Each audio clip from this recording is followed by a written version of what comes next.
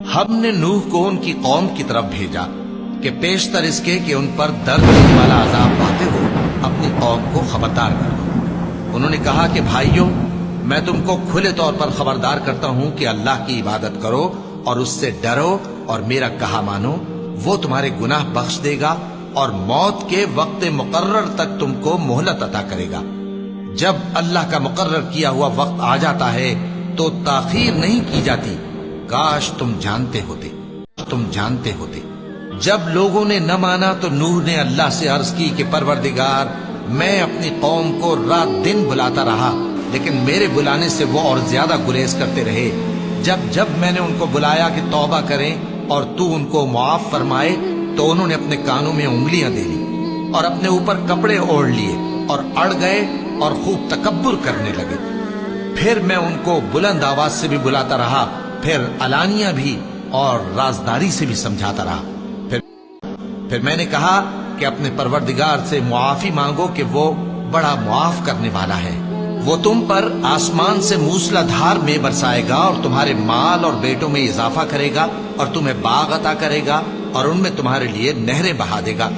تم کو کیا ہوا ہے کہ تم اللہ کی عظمت کا اعتقاد نہیں رکھتے، حالانکہ اس نے تم کو طرح طرح کی حالتوں میں پیدا کیا ہے؟ کیا تم نے نہیں دیکھا کہ اللہ نے 7 آسمان کیسے اوپر تلے بنائے ہیں اور چاند کو ان میں روشن بنایا ہے اور سورج کو چراغ بنا دیا ہے؟ اور اللہ ہی نے تم کو زمین سے ایک خاص طرح سے پیدا کیا ہے، پھر اسی میں تمہیں وہ لوٹا دے گا اور اسی سے تم کو نکال کھڑا کرے گا۔